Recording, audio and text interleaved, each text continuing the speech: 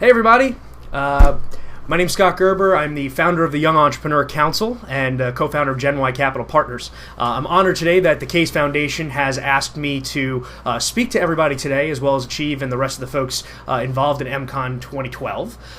Basically, just wanted to give you a sense of how this is going to work. So I'm going to go for about 25 to 30 minutes, and then the last 15 minutes of the keynote I'm going to have for open discussion. So if you have your questions, please feel free to ping me in the moderator tab. I'll take a look. I'll check it out. Basically today what I wanted to go through was how you can work with millennials, not just in a way that is going to be an employer-employee relationship or a cause to find brand ambassador relationship or follower relationship, but really connect and really understand exactly what it takes to make this happen. It's not easy to connect with a millennial. I'm going to be honest with you. It's something that takes an incredible amount of time. I'm going to tell you why that is. Most importantly, I'm going to tell you why it's so difficult. And I'm going to tell you from a millennial myself, my perspective, why ultimately you must do it, because if you don't connect with us, it's at your own peril. So I begin with a bit of a story. And the story basically goes about 10 years ago, when I was 19 years old or so. I had a vision for wanting to create a life for myself, wanting to take the world and basically make it my own. As the typical millennial story goes, you're never happy. You always want to do more. You want to take over the world, and you're still in that coddled atmosphere of college, and you really have no concept of what the world is around you. And ultimately, what you say to yourself is, well, I got to go figure it out. Because you just don't want to go into the norm. You want to fight the good fight, and you want to make sure that you really can do whatever it is you want. So what happened? After being coddled my entire life, my background being that my mother is a amazing woman, but a real job loyalist, a teacher for 29 years of special education, God bless her. But we butted heads on everything from healthcare to the way traditional work should be to really everything. Because of the fact that it just wasn't in me to follow that traditional path. Yet, I learned very quickly that because of the way I was brought up, because of that coddled nature, because of that entitled, you're an only child, way of looking at the world, that ultimately I was destined to fail. Which is a good thing, as I will explain in a moment. It's... How do I explain this in a way that makes the most sense? I think that there comes a time in every young person's life where they get so far slapped on the face and don't realize how stupid they've been, and don't realize how much everybody around them tried to make things make sense to them, that they finally get it. And I think that was my moment when I was 19 years old. I think I pretty much realized that ultimately I needed to go and figure this out for myself. I needed to find a way to make it on my own. So this is basically going to be a story. I know we started a little bit early here, and I just wanted to wait to get a couple people on before I really get into this. But basically, I want to get in the mind. I want to give you the sense of what it's like to be in the mind of a millennial. I think that it's really important that you understand where we're coming from. And so during this keynote, I'm going to take you through that process, and I'm going to explain to you all these different things. I'm going to get started in just a second. One thing I would love for you guys to do is definitely check out the Young Entrepreneur Council website. It's theyec.org. You can also check out some links. Just so everybody knows, I don't know why I don't see the moderator tab in my live chat here. But I want to make sure I can see the questions, so if some folks over on the other side can just tell me what I have to do to make that happen, that'd be awesome. But I'm going to send you guys over some links with some data that's really important. I just put it on Twitter because I don't have the ability to put it on the moderator chat yet. But if you take a look at my last tweet, you're going to see a chart that we put together that basically has an incredible amount of data that we put together between USC's MBA program and the YEC that should give you a sense of what it's like for a millennial to have traditional work, in the traditional workforce, I should say, today. What you need to know about them. This data comes from all over the web.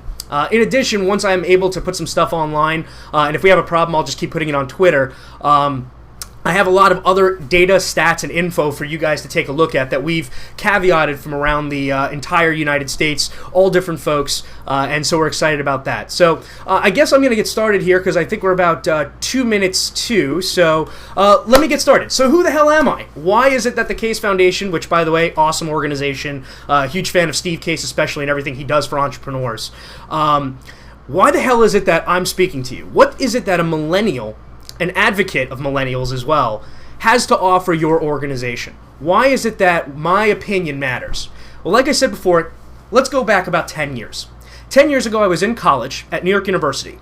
The school at that time cost roughly, let's say for a 4-year education, about $200,000. The goal of my education was to become a film producer. And my parents put me through college. I obviously assisted, and I created a business because, frankly, I didn't want to get a real job. And I learned through the trials and tribulations of being a millennial and thinking I knew it all and thinking I was special and entitled and learning from all that coddled crap that I mentioned before, that I thought I could do anything. And so I didn't really think through all of those, why should I do this and why shouldn't I do that? It was impulse. It was my need. I was destined to be a great Hollywood auteur. That was my thing. It was guaranteed. And the reason I'm telling you all this, just so you know, is not to brag or make it, basically, in this case, make me look like an idiot. It's more to explain to you where we're coming from. So let's back up a little bit more. 20 years ago, I was basically 9 years old. In the soccer mentality, we're all little ants on a soccer field playing. We're all collaborating. Our parents said that if we won 10th place, we were number one. And we were basically the best. Our poop didn't stink. No matter what we did, we were perfect. We were going to be brain surgeons that were going to blindly climb Mount Everest when we were older. And all of the adults in our lives piled on every nonsense accolade, every stupid accreditation, everything that didn't matter in the real world. And why? Because they wanted our generation to be better than their generation and better than the parents that brought them into this world. We saw the Great Recession, the first one, through our grandparents. Our parents wanted stability. They wanted a job that made sense. And so they instilled in us that if you work hard and you get good grades and you go to school, you can be a winner. The problem is the world caught up in a very different way. By the time my generation ended up, now going back to 10 years ago, we were already on the verge of seeing historic generational change. We saw tectonic changes in technology, a globalized workforce, a dot-com boom, the various scandals of the financial industry that saw our parents be laid off after years of service. And all these different things, every one of them affected us in a way that our parents could not educate us, because they themselves had never experienced anything like those changes.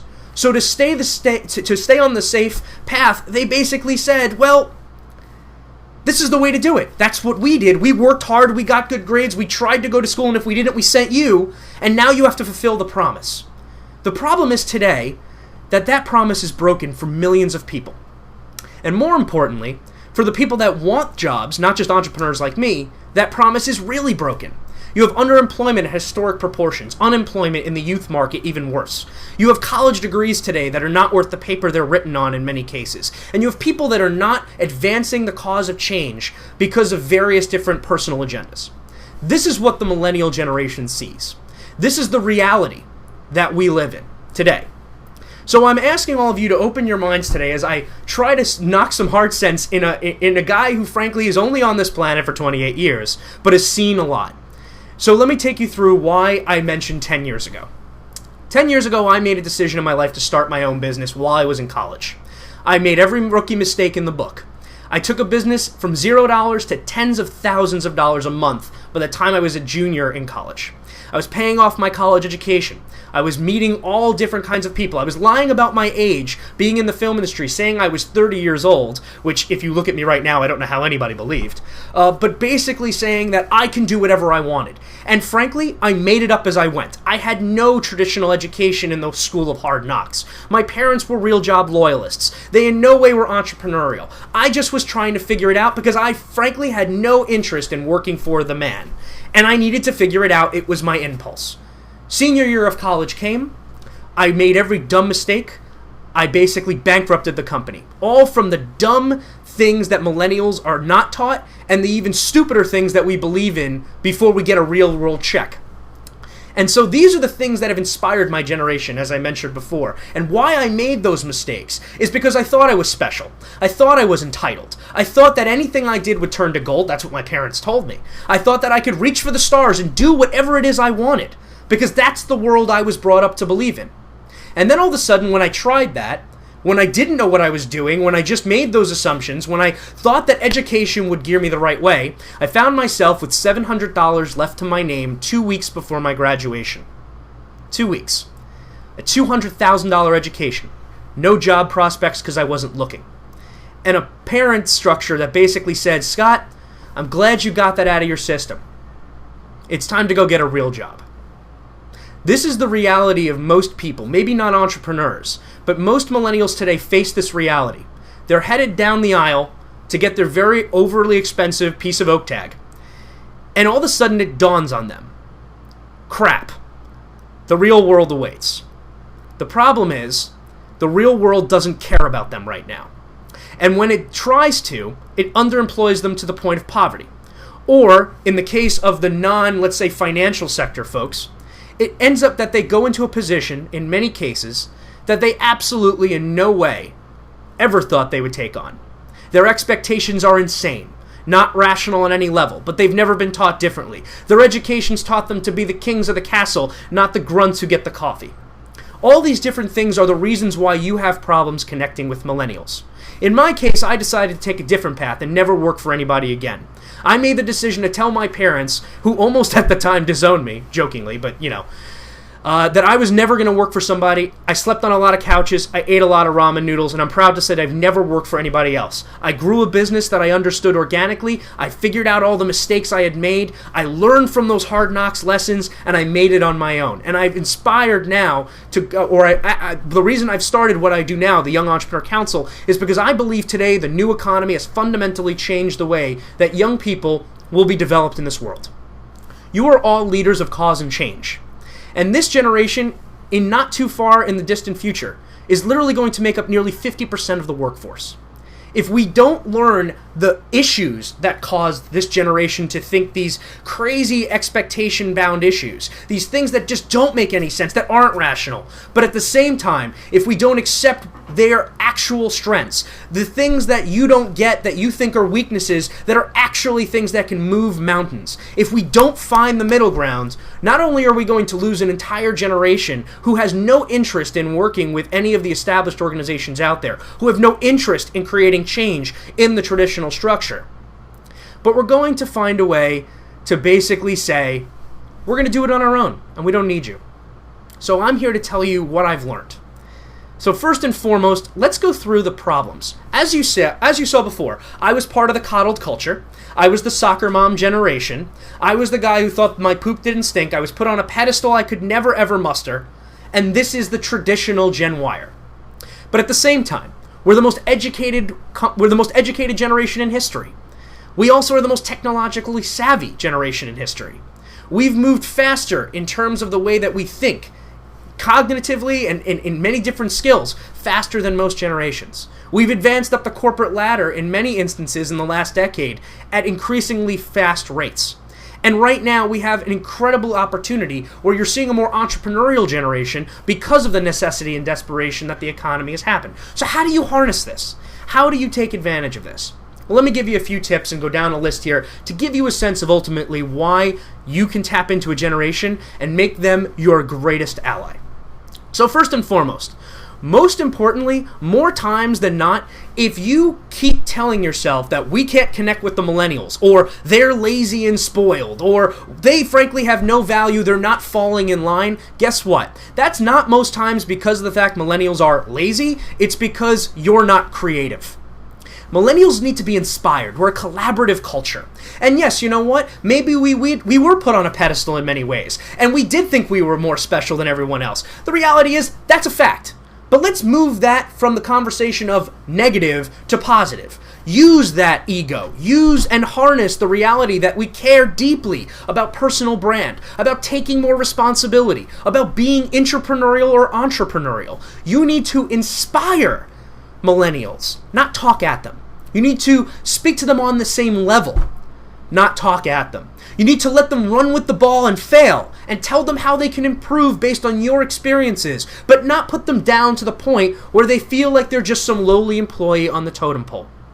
The fact is, yes, we are a generation of we want this, we want this, we want this. We want the number one trophy. And you know what? Most of us will be knocked off that pedestal soon enough. But if you want to collaborate with us, play into that. Realize why that's important. Realize how that's a crucial component of how you inspire us to care about your cause. Talk with us. Work with us. Collaborate with us. These are the keys. And when you're not being creative, ask the millennial, why am I not being creative? How would you change the structure of my brand, of my core message, of my conviction? Most times what I love about hearing from folks in the field that work in the philanthropic or just general for-profit enterprise structures that want to work with millennials is they can't figure out the equation of how to tap the market. Those are my favorite terms. I want to tap the markets. Well, guess what? We're not a market. We're a group of people that are 77 million strong, that in one flash, one blink of the eye, we can eliminate your brand in the social media sphere in a second. We can unite behind a single cause, positive or negative, and take you out or put you on the highest pedestal imaginable. And it only takes one of us to start a revolution. So think about that when you're not being creative, or before you just make the assumption that we're lazy and we're entitled and therefore we can't make it work. So, the next step. Why is it that we are lazy? The traditional workforce and the traditional structure is very simple. You guys, or I don't want to say you guys, because I do this too, I'm the same. We believe that the way we work, the employer works, is how it needs to be. And that has changed, even for older generations. The fact of the matter is, we're a 24/7 generation now. The creation of technologies like the internet, email, and mobile phones have dramatically changed communication, and also the acceptance of when that communication should happen, and the expectation that it will always be constant. Problem, though, you think, in most cases, that we're lazy because we don't want to work as hard as people that are maybe 2 generations above us. The problem is we don't work harder, and we never will. We work smarter. There are things that you have to realize about the millennials that, frankly, most people just seem to miss. Yes, there is the 9 to 5 or the 8 to 6 or whatever your quote-unquote hours are. But we're a 24/7 generation where we can type on Facebook and get you 3 new customers or 2 new brand ambassadors at a Saturday at 2 a.m. If you inspire us the right way, when we're at a convention or an event or just a meetup at a bar, we can spread the word because we care. So you have to find ways to inspire us to work smarter, not just say we must work harder. Unfortunately, you have to play into the reality that this generation has grown up not knowing what it was like without a microwave, what it was like without an internet connection, what it was like without mobile technology with 10 different ways to ping someone. And because of that, we're always on.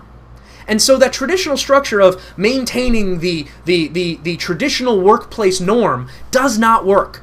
So you must think of ways to say, how do I inspire so that I get that 24/7 mentality, rather than saying this person's lazy and doesn't work as hard as they should during the hours of operation. Another thing that I've learned, now just to give you a little background, so the YEC is an invite-only organization comprised of many of America's most successful entrepreneurs. Our entrepreneurs have literally created close to billions of dollars in revenue, tens of thousands of jobs, and span almost every market industry in the United States. And we've done a lot of incredible things teaching our young people how to become more entrepreneurial, how to overcome the epidemics of youth unemployment and underemployment by creating their own freelance position or creating their own small business or thinking through a startup or whatever the case may be to basically empower them to go beyond the I'm unemployed or underemployed situation that just frankly is what it is in the youth market. And as a result of that, we've worked literally with tens of thousands of young people, some wanting to be entrepreneurs and some not, but all needing some level of inspiration and leadership. And what we've learned in the YEC is why we're so successful and how we've been able to now literally mentor through our various different virtual and on-site programs every month, roughly around 30 to 50,000 people, is the fact that we are the generation that we're speaking to. Many times you find that in the traditional structure of the corporate world, you have your hierarchy that's been in place for many, many years. And that generation ultimately has made the decision to say that we're going to have a top-down approach to how we train our workforce, retool our workforce, recruit our workforce. The problem is, in most cases, that hierarchy gets older over time, not younger. And because of that, the upper generations of a company are the ones that usually are handling the younger generation's involvement in that company. Well, guess what? We're not good at listening to older folks. We tune out. It's a problem. I know. Trust me. I literally have been to more than enough occasions, and I consider myself more than not a very inspired individual when it comes to really empowered older generations. I think there's a place for mentorship. I certainly think that, older generations offer incredible wealth and knowledge.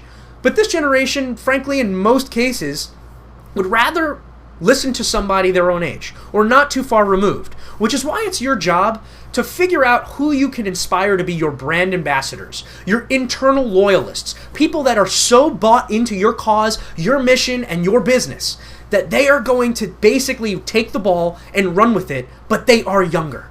But they're people that are very highly intelligent. And listen, those people exist. We're literally facing millions of people coming out of college right now without jobs, and that's not because they're not educated. That's not because they're not able to take the ball and run with it. It's because, frankly, it's just people not finding the right people, or not finding the ways that they want to recruit, or basically just taking whatever they see and say, that's a millennial, this is the average millennial, that's what it is. There are elite members of the millennial of the millennial generation. You need to find them. It all starts with one person. If you can find a millennial brand ambassador, that person will inspire hordes of people to follow your cause or brand. When you can find people to talk to this generation because they are this generation, that's powerful. There's a reason why in 6 weeks, when we were doing our Fix Young America campaign, which was basically a campaign this past year, you can read about it, it was on the cover of the New York Times and Fortune magazine and about 25 other outlets. Our goal was to basically say, stop the BS, the partisan politics surrounding this issue, stop with the nonsense of the 24-hour news cycle, let's start the conversation based on solutions. How are we going to take what we knew, which was entrepreneurship, through education, through politics, through private sector solutions, how are we going to take these solutions and empower younger people to start something, to be able to take care of themselves? So we did this Fix Young America campaign with the goal of basically saying, let's get the solutions, not the root cause of problems, not blame, but the solutions out to the masses. And in 6 weeks, we were able to find ways to get on 300 college campuses with rallies that had over 10,000 young people signing people up on their college campuses for petitions, passing around our ebook to make sure that they knew about the solutions. Do you know how hard it is to get 10 millennials to do anything in this world? Even in a year? But the YUC was able collectively to literally put together 300 college campuses with our great partner, the National Society of Collegiate Scholars, and get 10,000 people to our cause. We had over 4 million Twitter hashtag impressions for Fix Young America in 3 months. That's because we are who we speak to. So that is a huge lesson. I hope you'll all take that and run with the ball with it. My next thing. A lot of people want to, again, tap the markets. Let me tell you something. When you're trying to create community around your brand, we're not stupid. Putting up a Facebook fan page, or tweeting at us, or trying to inspire us with messaging is a failed proposition. We're not stupid. A lot of people think we're stupid, and you have a lot of people in the ad agencies, and I've been in these meetings, that will say, you know what, according to this data, if we just do this, this, and this, these people are going to get it. Well, guess what? They don't get it. They might tell you they get it, but I can assure you they don't get it. I've been in more meetings in the last year with brands that think they get it, that don't get it, than I can possibly tell you in this hour conversation. The reality is that to foster community, you first need a brand ambassador, as I mentioned before. And then you need authenticity. It sounds funny, and that's easier said than done. I'm sure all of you believe, frankly, with empowerment and passion in exactly what you're doing. And I congratulate every one of you, and I'm sure that's the case. But you have to get these people around you that we speak to, that then can go out and build community, that can have conversations, that can have authentic, real-world dialogue over social media. Not, again, talking at, but talking with. Recruiting people based on causes and passions of their own. Finding ways to get other people to spread the word. Now, this all sounds like it's just out of maybe like a bullet point textbook on how to build a community, and it's easier said than done, but it's not a difficult to understand concept. It's just difficult to execute. I'm going to give you an example. My co-founder in the YEC's name is Ryan Paugh. Ryan is the founder of an organization called Brazen Careerist. At one time, it was considered to be the largest career site for Gen Yers. He took the site and found a way to build community. And roughly, and I'm not saying this, Mashable said this, and a number of other outlets, he is literally considered the godfather of community directors and community managers on the web. People in the community management world literally listen on bated breath to Ryan's opinions on how this works. And I was fortunate that we found such a connection to build YEC together. But again, going back, when he built Brazen Careerist, he found ways to be inclusive, to offer value, to connect people who were once never connected, but understood that if you connected this person who spoke about career advice and this person who was the anti-advice of this person, a dialogue could be formed. Mutual respect, but conversation could be formed. And community could come out of this dialogue and spur conversation and debate. And more people would then come through the social sphere to continue this. And within 2 years, he built Brazen Careerist from 0 people, an idea that was basically not even in existence, to 150,000 unique community members in the Gen Y career space. Because he found ways to connect the blogosphere in ways that had not been done before. He found ways to connect the dots and say, if we can get this person to talk to this person, I bet you they'd see value in that. And I bet you they'd see value in seeing why our brand thinks that's important. And what we could offer their brand to make their lives easier, not to promote our brand, but to have a conversation around it, to inspire people in a way that makes sense with our main theme, to be our ambassadors. So again, create community. Don't create a marketing platform. Don't think that because you're on Facebook and on Twitter, you're communicating with the masses. Most people don't read your crap. Being honest. They don't read mine and they don't read most. But if you get those key people, you can inspire so many people in an instant. But it all comes with authenticity, brand ambassadors, building real community. Next tip. Social media is a crucial part of our culture, as is personal branding. Again, let's go back to the original thesis of millennials were these basically spoiled, entitled brats. We were number 1 even though we were number 10, and no matter what we did, our poop didn't stink. You need to use this, as I've said earlier, to your advantage. But what has it caused? The Facebook generation. A generation of people that think it's so important to tell every one of their friends through an Instagram photo and a tweet what they ate for breakfast, what they're doing at this exact moment, where they are right now, because they're that important. Everyone must know exactly what they're doing at this second. You need to play to that. It's important. This is a psyche thing. And if you could tap into the personal brand of these brand ambassadors, you become part of their everyday lives. There is a reason YouTube is making a major play right now into getting these various different video bloggers to create content and doing anything they can to inspire that continuity, to basically pay them to be themselves. It's because they've realized the importance of narrowcasting. When somebody finds a platform, and a platform can be anything from a Tumblr blog that's got a few thousand people, to a Facebook page that has 5,000 friends, to a Twitter account that has 30,000 followers. On their own, they might not seem important, but 10 of those people, 20 of those people, 100 of those people, as I said earlier, can move mountains. So, if you can get all the things I've mentioned together and in line, with people that understand your brand, that can relate, that you can have a real conversation with and say why you want them to be part of your mission, why you feel it's important. Not to throw swag and crap at them, but to offer them a reason that when they do their daily blog, they would want to include a mission that you're doing, they would want to promote what you're doing, they would want to understand with every bated breath why every word they say about your brand could change the world. That's powerful. Culture is everything on the web. Personal brand and status is everything on the web.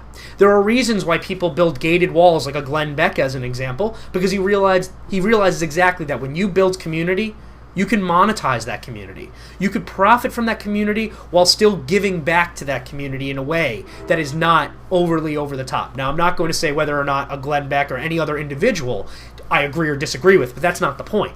The point is that you need to find these loyalists that exist in the world that are already promoting your thesis, promoting your mission, finding ways to take what you're doing every day, but they're just not including you, and get into that conversation. Again, not by bribing them or offering them free crap. These people get stuff all the time, but by inspiring them.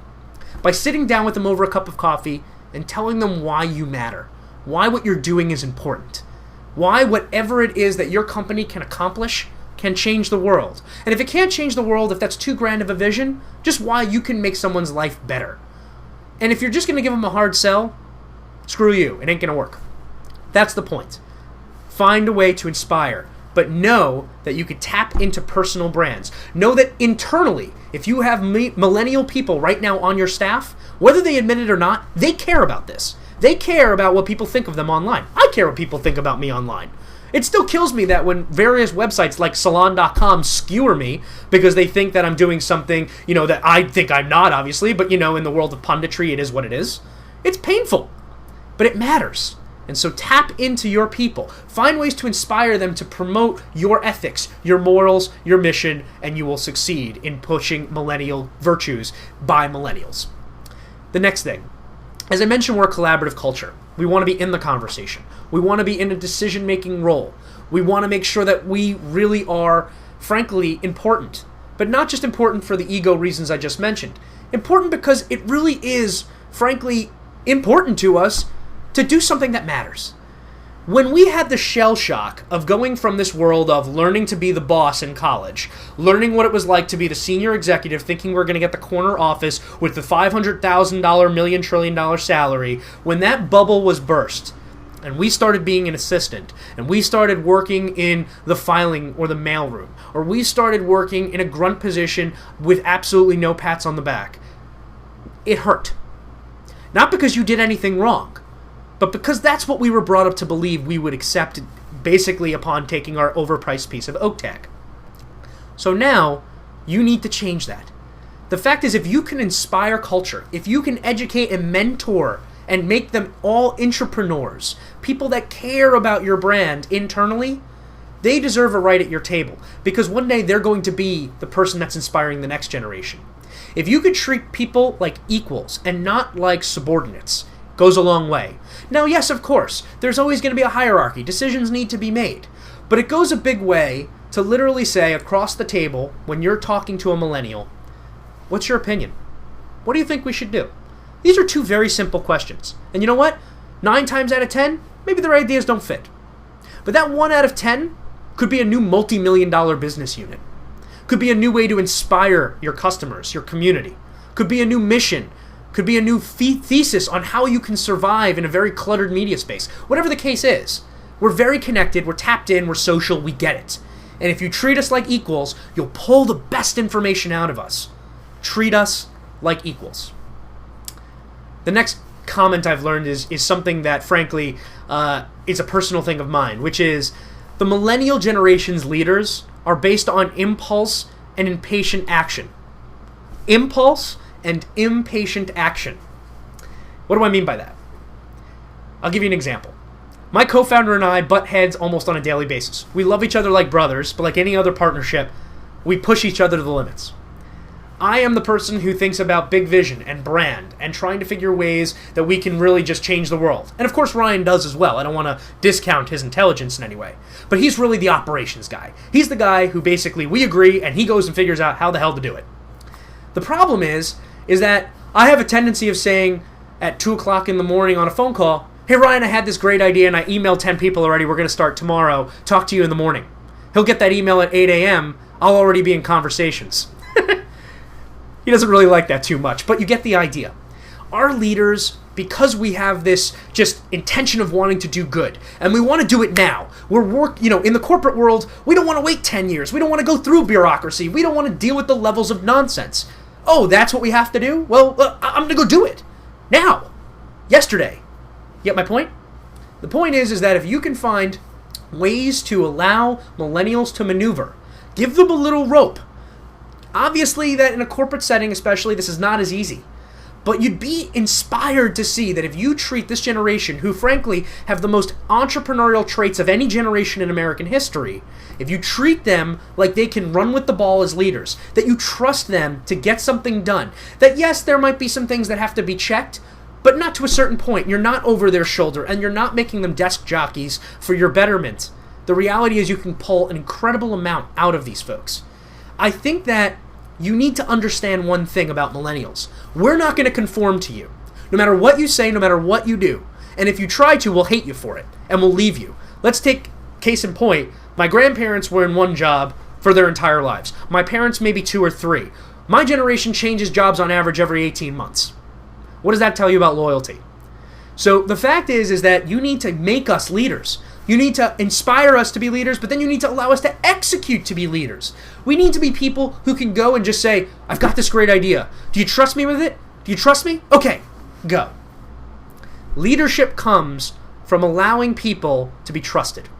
If you're a good leader, you should trust that you've hired the right person, that they're smart enough to make things happen, and that they can go and bring back success to you. And if they don't, and should they fail, that you can teach them what they did wrong so they can have a learning lesson. In the long run, the growth of your company or the expansion and awareness of your message will be far superior to if you had just followed the status quo. A few more tips, and then I'm going to answer some questions for you guys. I think that we've said this kind of thing over and over again. You know, we want more responsibility. You know, we want to be entrepreneurial. But now let me tell you one more thing. We don't want to use your stupid campaigns. We don't want to use another platform. We don't want to share your Twitter hashtag because you tell us so in a commercial. We don't want to watch commercials. The point is that old mediums that did not grow up with us, that did not start in our lifetime, are very unimportant to us. Let me give you an example of how I'm even just mind screwed in the head by this. In my time, like I said before, I didn't know what it was like before a microwave. In my daughter's years now, as a 18-month-year-old, she will never know a world without an iPad. My daughter does not watch television. She watches Mickey Mouse on an iPad. What does that tell you about how things are going to change for business and philanthropy in the next decade? We're about to see the most rapid transformation of technology over the next 100 years than in any other time period in American history, and frankly, in the history of the world. And you need to keep up with that, which is why message is more important than platform. Message before platform. Facebook might be here tomorrow, maybe it won't be. Twitter might be here tomorrow, might not be. But your message is what carries a generation. Your authority on your subject is what carries a generation. Your ability to inspire others based on your cause is what will take your business and your nonprofit through the next 500 years. And it's not because you're on Facebook, and it's not because you're on Twitter, and it's not because you do commercial ads. So you must keep up. Right now I've read something that literally text messaging in the millennial set and in the set that comes beyond millennials may actually overtake email. Do I know if that's actually going to happen? No, and nobody else does either. But what I will say is, when you look at just how fast something like iTunes changed the music industry, or how a number of these different industries get disrupted almost now on an annual basis, what does that tell you about how important it is to be relevant via message than it is to worry about the traditional areas of trying to hit people? Care about the message, figure out how to custom fit it to the platform, and you'll find success. There's a couple other things. We talked about narrowcasting. I want to make sure you guys remember, narrowcasting, treating people like brand ambassadors, very important. I want to make sure you guys realize culture is crucial. We want to be important. We want to feel like what we're doing is changing the world or changing a market or making someone's life more important or more helpful or easy or whatever the case is. All those things. But now I'm going to give you my last tip. And this tip right now is going to blow most of your minds. In fact, most of you are not going to take my advice on this. I hope you do, but you won't. Let go. Seriously, let go. We right now are in a generation of people who have no loyalty to corporate America, who have no loyalty to anything but themselves. Selfish? Maybe. Egotistical? Maybe. But if you don't give them a chance to own your brand, you've lost them. So what's my message to all of you when you want to inspire millennials? Let go. Let us harness your brand. Let your brand harness millennial power. I think that in that key crucial element, you will forever change your mindset on what a millennial can do for your brand, on how they can take the largest megaphone that you've ever seen, just one of them, and change your brand. Not change your message, but change your brand. When I say let go, it comes from personal experience. You know, a lot of my friends work in corporate America, and a lot of them have very rigid structures of what they must follow, brand books they must deal with, a hierarchy that doesn't allow for any wiggle room whatsoever. But smaller and more maneuverable companies are companies that are able to act more like startups, or nonprofits that are able to really just let the crowd own their brand, not just in the social media world, but in the conversation and everything else. I've seen dramatic success. Case in point, I go back to the rally we did for Fix Young America. Do I think that every single young person in America wants to be an entrepreneur? No. Is it a sexy thing that a lot of people care about? Yes. But with Fix Young America, we tapped into something that was important. And that was the fact that young people feel like at this point, in the realities of the new economy, they've been screwed by the powers that be. They have been lied to for years. They've been bankrupted, basically dealing with a lie that they didn't know any other way. Now, is it their own fault? Again, opinion, maybe. But the fact of the matter is, very importantly, it is what it is. And so we took Fix Young America, which was based on entrepreneurial solutions, and it was owned by people all across America. They vented their frustrations. They talked about solutions via Twitter, social media, and on their campuses that had nothing to do with the entrepreneurial mission we sent out to. But we let them have it. We told them, you know what? You can do something with this. And it was owned. And you know what? I bring you back to the statistics. Hard numbers, 4 million Twitter impressions in a 3-month span. That's powerful. I would love to see a brand that's done something similar without spending millions of dollars. So those are my lessons for you. I'm really excited to answer questions. Again, I apologize. I don't see the moderator tab on my session block here. So I'm going to look to Twitter. If you give me just 5 seconds here, give me one quick second. Okay. I found my moderator tab. I logged back in. Okay.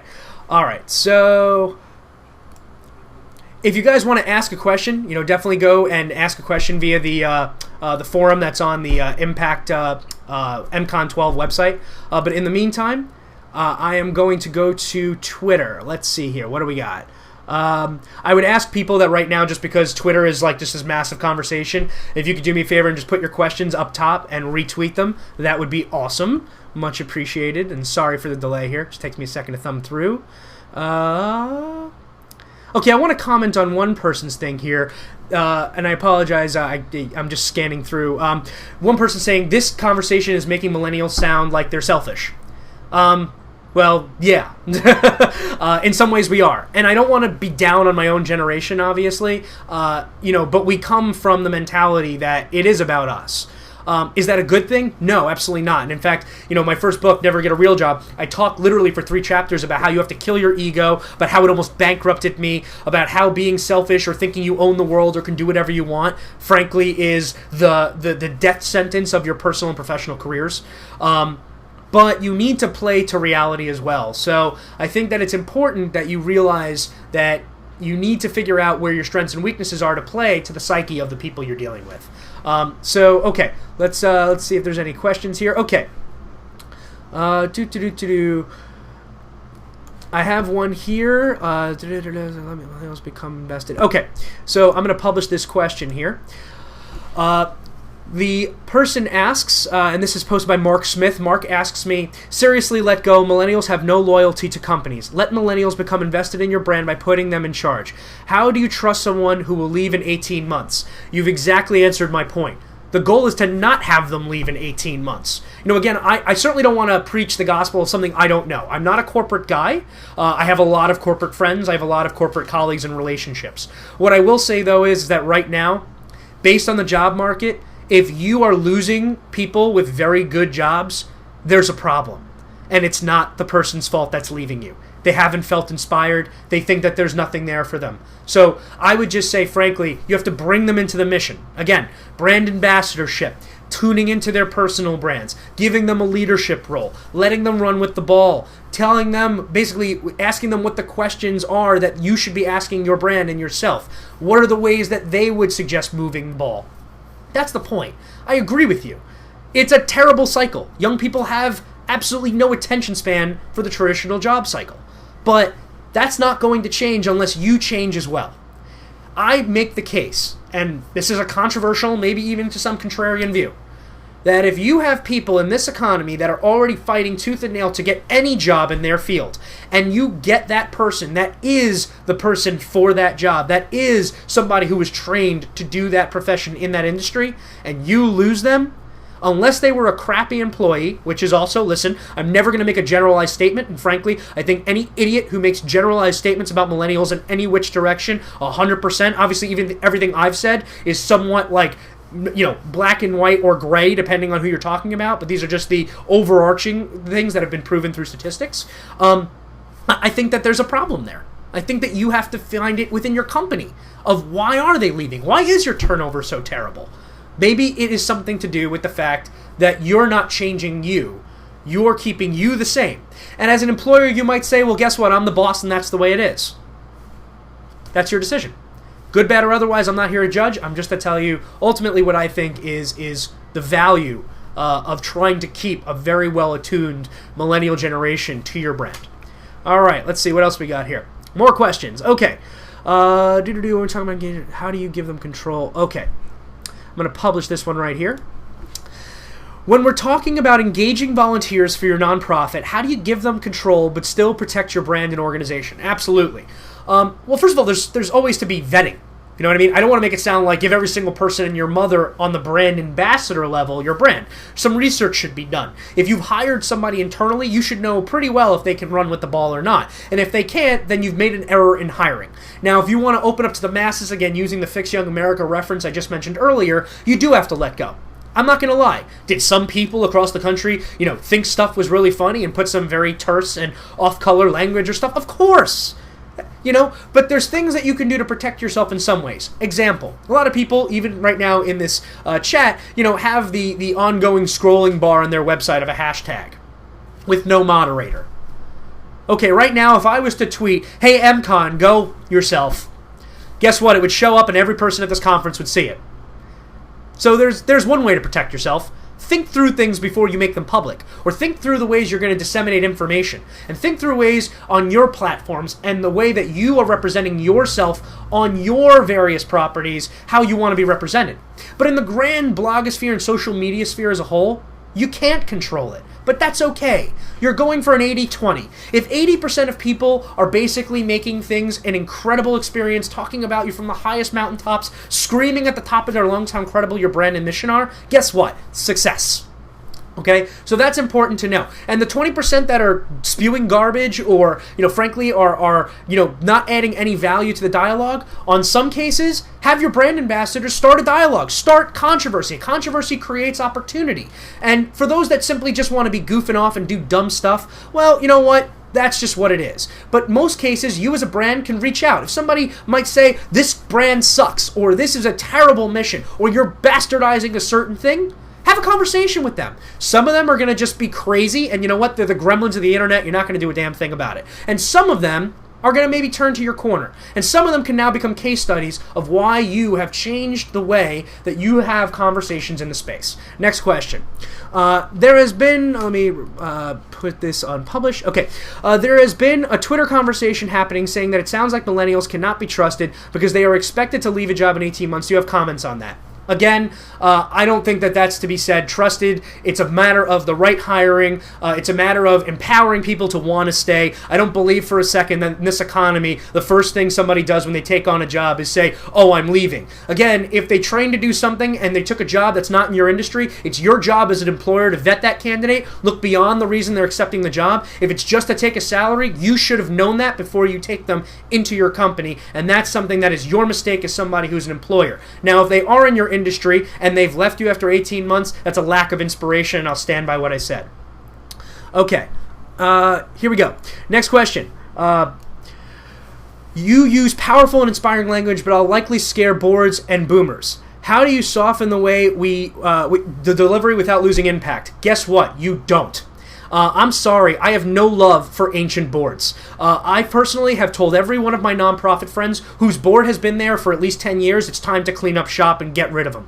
Now, if you can't do that because of ways that they're just locked in, whatever your bylaws are, well, that's something you're going to have to work out. But I'm sorry, if they don't change with the times, your brand is dead.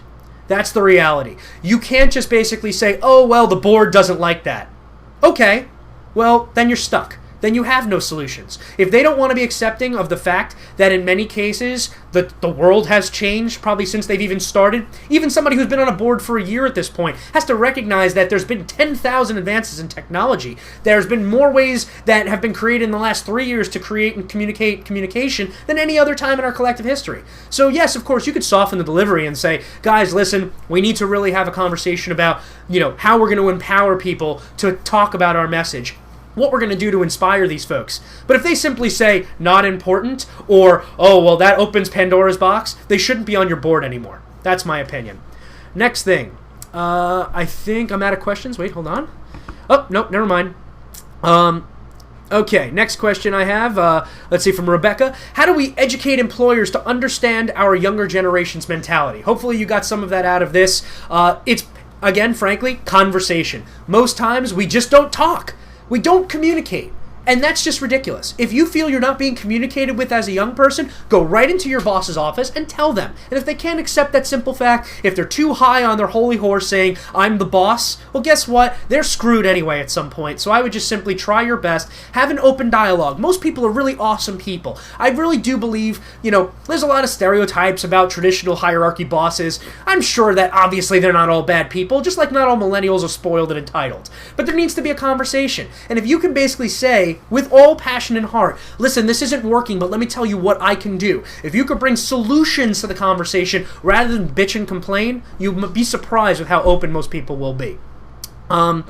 The next question, what are your opinions of adding millennials to boards? I am a huge proponent. In fact, my board is right now all millennials. And there's a reason, obviously, that's our core conviction, that's our message. We want to have that. I will add older generations as well to the board soon. Hey, Steve Case, if you're listening, I'm more than happy to have that conversation. But no, in general, I think it's just...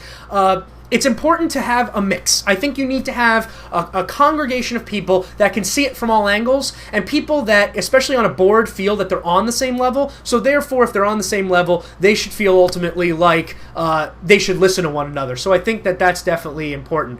I think that I'm running out of time here. I think, here's what I'd like to do, everybody, because I want to make sure we keep the conversation going. My couple of things. One, Scott, SCOTT, at theyec.org. That's number one. Two, if you check out, I'm putting in the comment section here. Oh no, I can't put comments, I don't think. If you hit me up with an email, I will send you a ton of data and background research for millennials. I think that it's going to be awesome. I can help you out with that. Also, last thing, feel free to hit me up on Twitter for additional conversations and questions. Ask Gerber, AskGerber, and it's really just been an honor. Again, thank you so much for really just helping me to have this platform. I'm really just honored and privileged to help inspire millennials every day. I care deeply about this subject. I do believe that we're an incredible generation if you utilize us correctly, and I believe that we really can change the world. So thank you, Case Foundation. Thank you to Achieve and everybody else that's involved at the Millennial Impact MCon 12. It's really been an honor. Thank you so much, and I hope to keep the conversation going. Everybody have a great day.